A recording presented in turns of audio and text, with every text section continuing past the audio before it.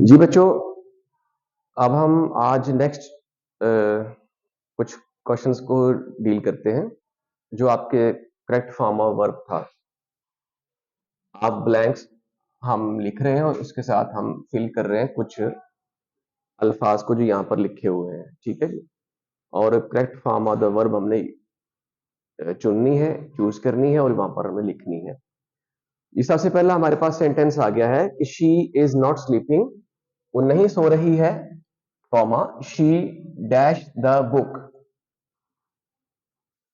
अब यहां पर देखिएगा कि पहला जो सेंटेंस है ये इंडिपेंडेंट है और दूसरा भी इंडिपेंडेंट ही है, क्योंकि हमने जब इस पूरे सेंटेंस को उसकी थीम को अंडरस्टैंड किया है, जो ये कहना चाहता है वो ये है कि आपका दो इंडिपेंडेंट क्लासेस यहां पर मौजूद है। जो इसका ये बनता है कि जो यहां पर है वही यहां पर आप लिखेंगे। तो देखते हैं कि कौन सा इसके ऑप्शन हमारे पास है। She is study, she is studying, she has studied या शी हैड स्टडी। तो देखते हैं कि कौन सा करेक्ट है। अच्छा, इसके ऊपर अगर फोकस करें हम तो शी इज स्टडी, मतलब शी इज वो स्टडी है, वो खुद स्टडी है। तो ये तो नहीं हो सकता, क्योंकि हमने जो हेल्पिंग वर्ब्स यूज किए हैं वो is am are was verb में से है। तो वहां पर हम आईएनजी के साथ हम फर्स्ट फॉर्म के साथ आईएनजी लगा के हम यूज करते हैं, जबकि ये नहीं है। तो ये तो वो खुद है, ये तो ऐसा नहीं हो सकता। ये आपका ऑप्शन गलत हो गया। Next is she is studying the book. ये करेक्ट लगता है, लेकिन अभी हम इसको करेक्ट फौरन नहीं करेंगे, बल्कि हम अगले जो ऑप्शन है उनको भी डिस्कस करके शायद कि उससे बेहतर कोई आ जाए। ये ध्यान में रखिएगा, हर दफा ये आपने करना है कि चारों को आपने एक दफा, मैंने पहले भी कहा था कि चारों को एक दफा आप रीड कर ले, आप एक दफा स्टडी कर ले, शायद कोई से बेहतर पॉइंट आपको मिल जाए जो आपने सोचा हुआ उससे बेहतर। तो शी हैज स्टडीड, देखिए यहां पर जो सीक्वेंस बनता है वो ये है कि अभी भी काम जारी है, लेकिन कंटिन्यूस टेंस है। तो इसमें तो कंटिन्यूस टेंस यूज नहीं हो रहा। शी हैज स्टडीड का मतलब कि उसने पढ़ लिया। यहां पर वो सो नहीं रही है, कहने का मतलब है कि सो नहीं रही बल्कि वो पढ़ रही है। तो यहाँ पर शी हैज स्टडीड में पढ़ लिया है उसने, तो परफेक्शन इसके अंदर। तो ये इसके साथ सीक्वेंस नहीं बनता, ये गलत हो गया। हैड स्टडी इसलिए नहीं आ रहा क्योंकि हैड के बाद आपका थर्ड फॉर्म आता है, या उन्होंने फर्स्ट फॉर्म लिखी हुई है। तो ये तो बिल्कुल भी ग्रामेटिकली इनकरेक्ट है, ये तो गलत हो गया। तो हमारे पास ऑप्शन बचता है शी इज। और ये इसलिए भी ठीक है क्योंकि ये इसी को अगर आप इसी को इसको डील करते हो तो इसी के मुताबिक इसको भी होना चाहिए। तो ये बिल्कुल पूरा पूरा हमारा रिक्वायरमेंट दे रहा है। लिहाजा ये जो है is studying is good, is correct.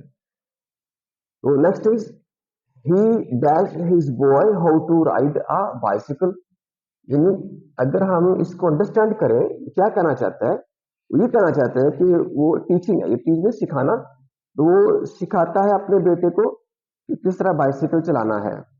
तो ये हमें एक इसका कंसेप्ट आ गया जहन में कि क्या कहना चाहता है असल में। वो सिखा रहा है या सिखाएगा या सिखाना चाहता है, कुछ भी है। अकॉर्डिंग टू दिस हम अब ये इसको डील करेंगे। She he is teaching his boy, ये हमें करेक्ट लगता है, लेकिन अभी भी हम इसको अभी नहीं टिक करेंगे जब तक कि हम इनको ना देख लें। शी इज टीच जो है ये आपका बिल्कुल ही गलत, क्योंकि she is he is teach, वो जैसे मैंने पहले कहा था कि शी इज स्टडी तो नहीं हो सकता, तो ही इज टीच तो नहीं हो सकता, वो टीच तो नहीं है। लिहाजा जो हेल्पिंग वर्ड्स आपके बी कैटेगरी के जो बी है, बी की जो फॉर्म्स हैं उसमें से ये एक है इज। इनके साथ हम एक्टिव फॉर्म के अंदर हम आईएनजी को यूज करते हैं। तो शी ही इज टीचिंग होना चाहिए था, बहरहाल ये तो गलत हो गया। ग्रामेटिकली ये आपका इनकरेक्ट है, वो खुद टीच नहीं है।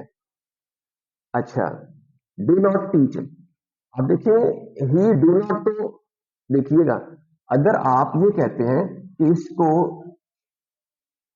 गलती कहां पर हम फाइंड आउट करेंगे, तो ही के साथ डू तो आ नहीं सकता, डज आएगा।